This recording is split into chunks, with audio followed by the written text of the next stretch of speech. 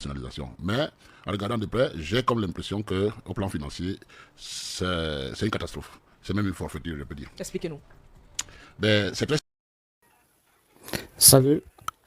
Roger Moutet Ambassa a bien cuisiné le ministre de l'eau et de l'énergie sur la nouvelle nationalisation des NEO qui est ventilée partout comme une grande réalisation. Écoutez minutieusement ce qu'il dit.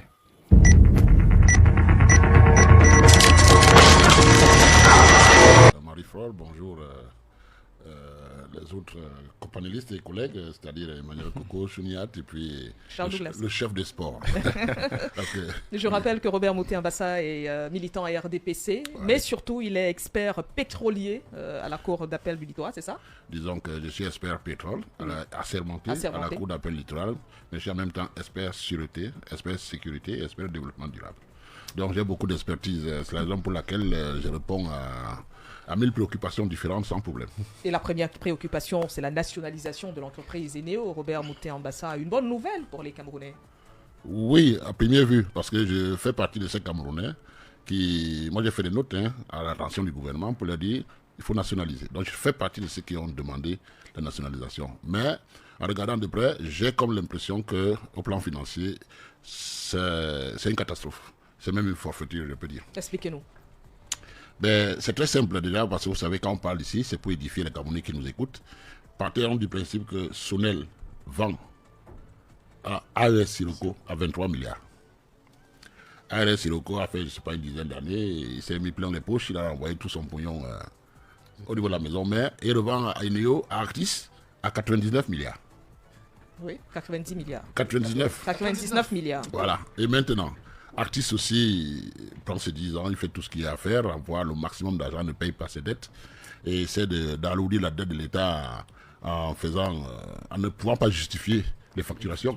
Parce que même dans les négociations, ils n'ont pas réussi à justifier tout l'argent qu'ils demandaient. Parce qu'au même moment, pendant qu'Eneo devait 100 milliards à l'État, 100 milliards, Eneo devait 450 milliards à l'État, l'État devait 100 milliards à Eneo. Eneo exigeait de l'État de payer les 100 milliards d'abord.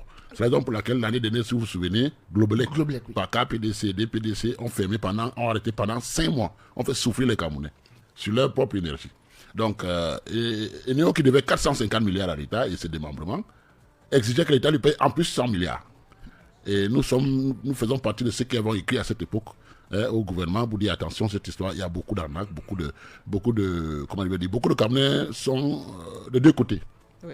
On va peut-être en parler. Donc ça fait que maintenant qu'Eneo a décidé de partir, normalement, dans ce genre de situation où tu laisses une ardoise de 800 milliards, parce que l'ardoise c'est quoi? Les dettes qu'Eneo laisse, c'est 800 milliards. Or, les 78 milliards que l'État verse à Eneo. En plus de ça, la dette, en fait, les engagements d'Eneo, qui doit payer Natigal, 10 milliards tous les mois, qui consomment ou pas. Vous avez suivi le ministre des Finances aller voir les banques locales là, pour essayer d'emprunter 100 milliards. C'est pour des provisions qui vont permettre de payer Natigal 10 milliards chaque mois. Et maintenant, le ministre de l'Énergie, lors de la signature, annonce un refinancement. Ça veut dire que c'est une autre dette.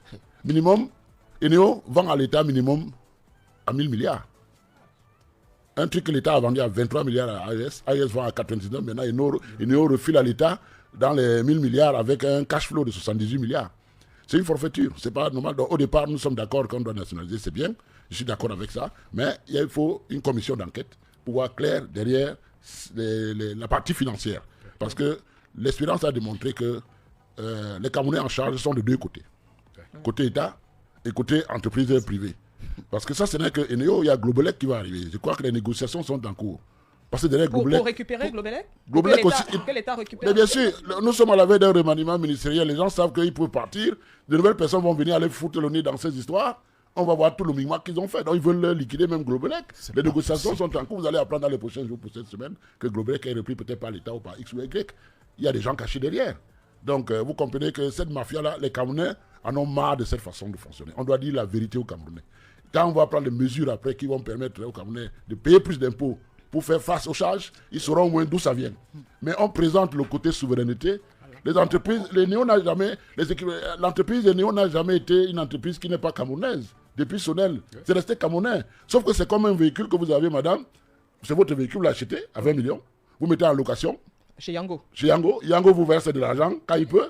Mais là, on ne versait jamais d'argent à l'État. Et quand l'État dit, bon, mes populations souffrent déjà, il faut faire quelque chose, je repris mon Yango, tu vends le Yango à 180 millions, alors que tu as acheté à 20 millions. Mais non. Il y a un problème. 9 fois plus. Ils ont pris à 99 milliards. Ils le vendent à près de 1000 milliards. Mais est-ce qu'ils ne sont pas conscients de tout ça? Est-ce qu'ils ne sont pas conscients de tout ça? Mais le problème, c'est qui mènent tout ça. Oui, mais ce sont les Camerounais qui décident de ça, qui sont derrière ça. Alors c'est difficile. Quand vous êtes des gens comme moi qui essaient de mettre le nez un peu partout, je ne suis pas la bienvenue, ça c'est clair. Hier, Moussa Njoya nous parlait également du cas Kamwata. Est-ce que c'est le même scénario? C'est même pire. C'est même pire. Parce que quand vous voyez, les gens pensent qu'en le faisant, ils vont fuir. Ils ne peuvent pas fuir. Dans le secteur pétrolier, qui est mon secteur de prédilection, on a l'affaire Glencore. Oui. Moi, étant encore en fonction, j'avais déjà attiré l'attention sur ces magouilles-là. Mais le responsable du côté de SNH disait que non, moi je raconte des histoires. Et aujourd'hui, donc quand l'affaire est sortie, les gens à qui j'ai adressé ça ont eu le réflexe de me rappeler. Je leur ai dit, je vous avais déjà dit ça, je ressors le document.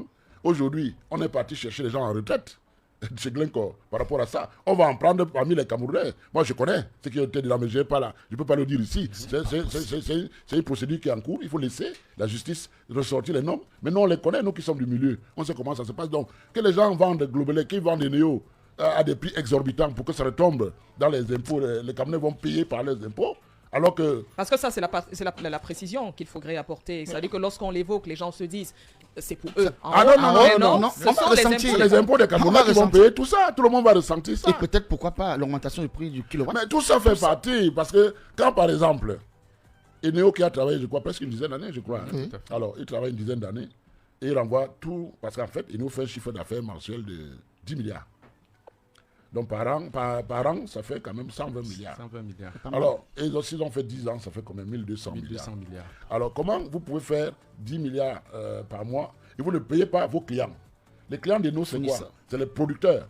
Les producteurs, c'est qui? C'est EDC, avec les barrages Menvelé et autres. C'est Nachigal, avec ses 420 MW. C'est KPDC à Kribi. Ça, c'est les producteurs. Mais ils ne les payent pas. L'année dernière, on disait qu'ils devaient à peu près 140 milliards à Globelec. Pourquoi? Parce que les 10 milliards qu'il prenait quand il a payé ses charges, le reste il l'envoyait au niveau de sa maison mère. Il préférait cumuler la dette. Et aujourd'hui, comme maintenant la dette a atteint un niveau où il y a un remaniement qui arrive, parce que tous ces gens qui sont dans le réseau ont peur de quitter ne serait-ce que la position, même s'ils restent au gouvernement, n'étant plus dans les positions où ils sont. Voilà, donc d'autres gens peuvent venir et donner un coup de pied dans la fourmilière. Donc c'est une histoire qui est bien au départ. Au départ, c'est une très bonne idée. Reprendre la gestion d'un secteur de souveraineté. D'un secteur, parce que beaucoup pensent que c'est tout l'énergie. Non. C'est uniquement le secteur distribution, commercialisation. La partie production reste à près de 80% entre les mains des étrangers. Ça, on ne dit donc, pas ça. On ne dit justement pas tout ça. Pourtant, c'est là où il y a problème. C'est là où il y a problème. Puisque même si on prend la souveraineté au niveau de la distribution, de la commercialisation, si celui qui produit coupe la production, ne vous envoie rien. Vous allez distribuer quoi? C'est ce que KPDC Globelec a fait l'année dernière. Ils ont coupé 5 mois. Et nous, on ne pouvait rien. Donc, il n'y a aucune souveraineté là-dedans. Sonatel au chômage. Sonatel lui-même, c'est encore une autre paire de manches. Parce que vous savez, lui alors, c'est la catastrophe. Sonatel. Parce que quand on va prendre, vous savez, je ne savais pas qu'INAM forme des ingénieurs. Parce que le directeur de Sonatel, c'est un administrateur civil. Un administrateur, bon, il n'est pas à sa place. Il ne peut pas comprendre. La preuve, on a fait Nachigal. Nachigal, dans son contrat, prévoyait de tirer une ligne de 50 km pour alimenter Yaoundé. C'est Sonatel qui devait tirer de Nachigal à Douala. Ça a été oublié. Incroyable. Les 100 milliards que le ministre des Finances part chercher dans les banques à Douala, là, c'est pour payer Nachigal en attendant que Sonatel construise la ligne de Nachigal jusqu'à Douala. Parce qu'aujourd'hui, les 420 MW que Nachigal produit ne sont pas consommés entièrement. Et le contrat, c'est Tech Orpé. Ça veut dire que quoi? Que tu consommes 1 kW ou 420, tu payes la même chose. Donc, l'argent que le ministre prend, ce n'est pas son argent, c'est le crédit que les Camerounais vont payer. Hein? Et depuis mars, que Nachigal a livré ces mégawatts, l'État paye 10 milliards par mois. Et on ne consomme pas. Pour en savoir davantage, juste le temps de la pub, on revient à M. Robert Mouté-Ambassa. Critique avec le rachat de Eneo. Ce n'est pas comme si on se vantait d'être le nouveau propriétaire de la boutique du quartier, alors que la production du blé, la transformation en farine et même la quantité à vendre appartiennent toujours aux Sénégalais. Ça ne dépend pas de Très belle image. C'est ce que j'ai dit. Sans oublier qu'il y a beaucoup de prêts à l'intérieur. Merci papi, ça c'est quelqu'un qui a fréquenté. Mais Robert Mouté-Ambassa, on a discuté avec le docteur Jean-Marie Mbiada qui est économiste et il a fait cette mise en garde contre les risques de faillite après cette nationalisation. Il dit que c'est une décision à saluer, mais il avertit que si les responsables gouvernementaux ne règlent pas leurs factures et que les dettes accumulées continuent d'augmenter, eh bien l'entreprise pourrait faire faillite. Je suis d'accord avec lui. Et à terme même cesser ses activités. Je suis d'accord avec lui parce que, déjà que quand on parle de nationalisation, j'ai dit tout à l'heure, cette entreprise a été une entreprise camerounaise. Mais elle a été mise en location. Chez AES d'abord, et après chez Actis. Et en Donc, sous-location chez Eneo. Non, Parce que Actis a acheté, après on a Eneo, le nom Ils Eneo. ont pas mis le nom. c'est pareil, AES avait racheté, il a mis AES Sonel. Sonel. C'est un sous-traitant aussi. Et maintenant, AES a vendu Actis, Actis a donné à sous-traiter à Eneo. Eneo maintenant a fait le travail, il s'en va, l'État reprend la gestion de la distribution et de la commercialisation uniquement. Ça n'atteint pas 30% de l'ensemble du secteur. Les vrais propriétaires du secteur sont encore là. Ils représentent 70 à 80% de ce secteur de l'énergie. Donc, reprendre la gestion par nous-mêmes, c'est bien. Mais l'habitude au Cameroun, c'est d'éviter de mettre les compétents, les gens qu'il faut, aux places qu'il faut. On va prendre un ingénieur là à l'INAM. Je dis bien ingénieur à l'INAM, même si l'INAM ne produit pas les ingénieurs. Ce sont les ingénieurs INAMAC qu'on va nommer encore là-bas. Et quand il va venir, avant d'arriver, il y a déjà 500 dossiers des ministres, DG autres pour recrutement. Et chacun menace. Je connais un DG qui m'a dit, à peine nommé, avant de prendre le service, il avait déjà fait de 750 demandes de dossiers venant des hauts responsables. Alors, si ce système doit continuer, je suis d'accord avec le docteur Biada, ça va faire faillite et on va fermer. On va encore trouver d'autres boucs émissaires sur lesquels il faut mettre la dette. C'est qui? C'est les Camerounais. Est-ce que la nationalisation de Eneo va donner de l'électricité aux Camerounais? Pas du tout. Ça va pas résoudre le problème. Est-ce que ça va baisser le prix du kilowattheure? Ça va rien baisser, ça va plutôt augmenter. Ça va plutôt augmenter parce que tout ce que les responsables en charge et qui ont signé racontent, bon, ils ne sont pas des techniciens, ils ne comprennent pas. On leur dit des choses et ils vont dire. Mais ils regardent peut-être seulement le volet financier. Il n'y a pas que ça. Une entreprise comme Eneo, Revenu Camerounais, doit être d'abord restructurée. Il faut lui donner, vous savez, dans les entreprises industrielles, il y a des, comment on appelle ça? Il y a des quotas qu'il faut respecter.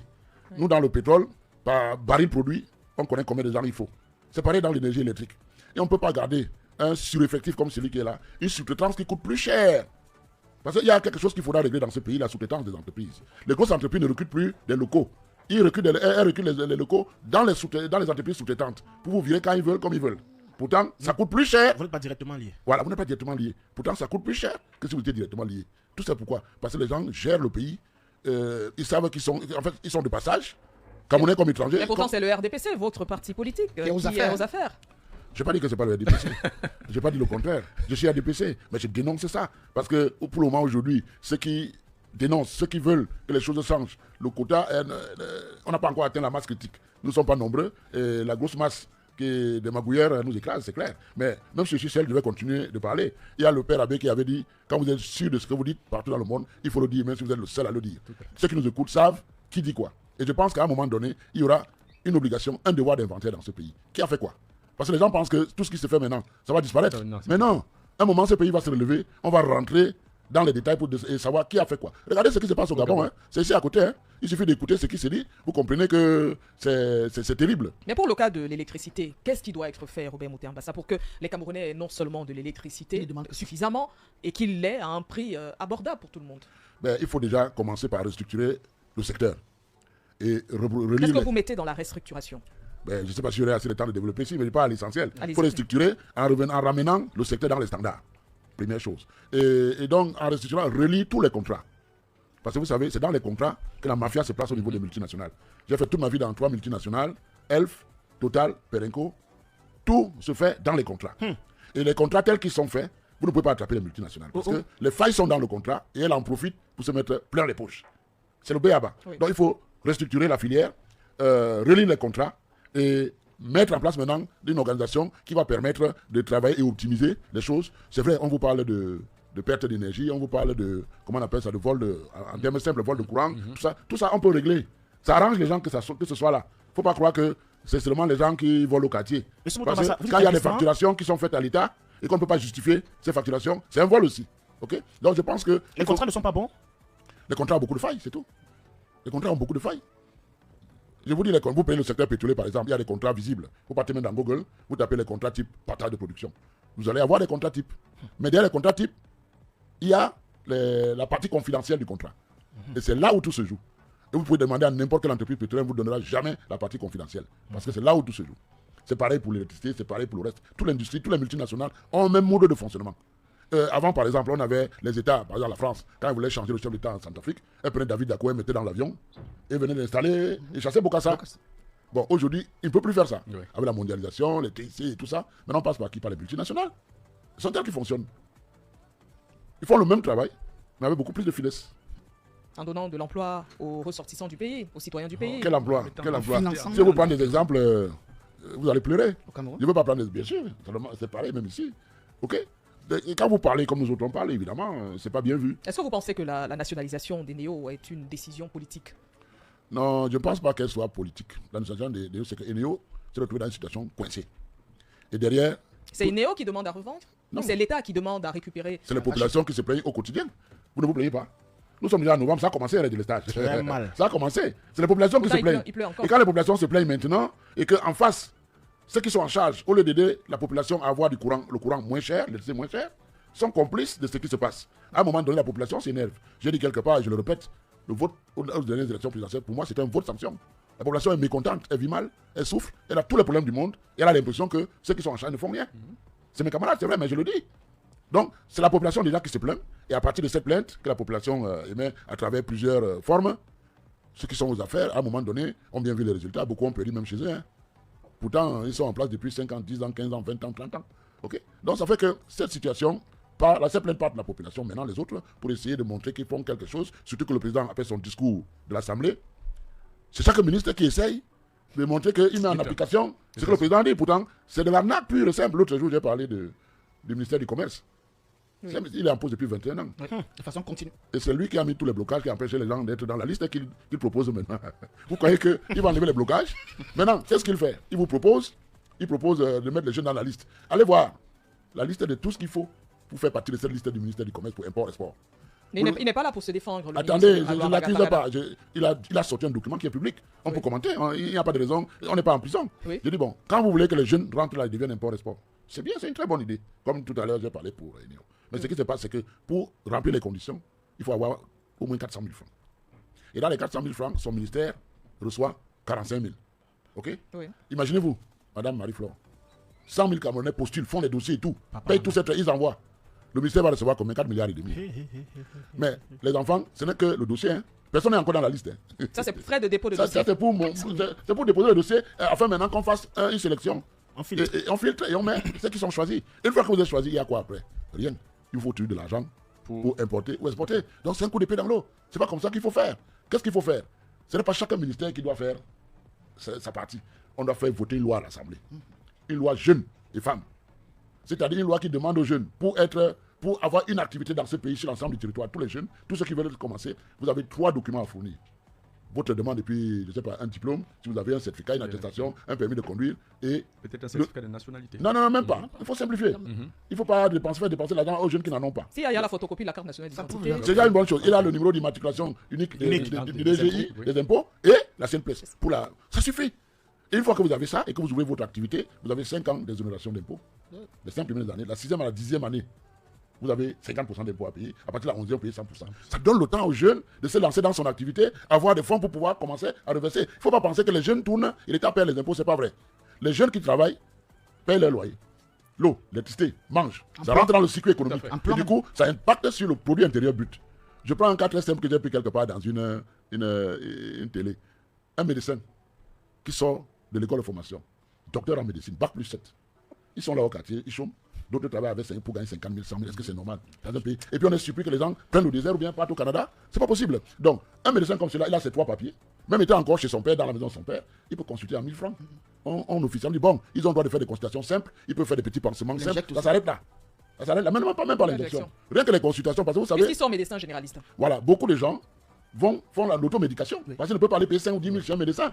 Et d'autres vont en pharmacie. J'ai mal ici, j'ai ceci, j'ai cela. Le pharmacien dit, je te donne ça. Et parfois, c'est pas le pharmacien, c'est le Parfois, vendeur en Parfois, pharmacie. c'est le vendeur en pharmacie. Le docteur. Alors que si un médecin reçoit 1000 francs par jour, par personne, imaginez-vous. 10, ça fait 10 000. J'ai fait une enquête là-dessus, c'est pour ça que j'en parle.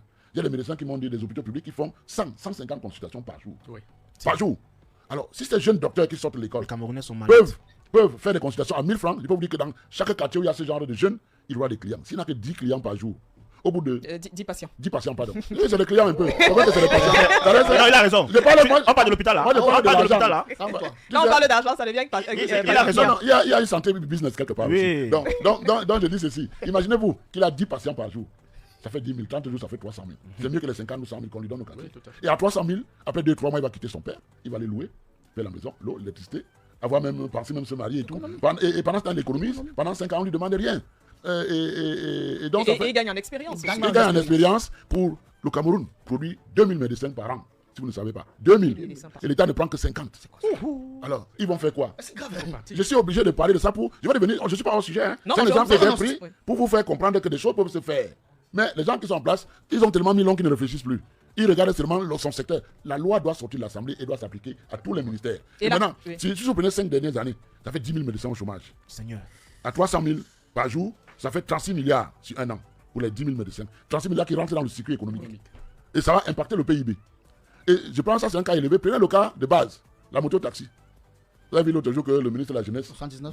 Est-ce que c'est 79 motos. Non, non, Est-ce ils ont qu'on a dit- besoin de- Ils ont dit que c'est une entreprise qui est venue. Non, non, c'est un appel d'offres, mais c'est à la suite. Le notamment, ministère c'est est là. ministère qui le organise. ministère est C'est le là. ministère. Vous êtes le ministre pour proposer les motos comme travail. C'est pas ça votre rôle.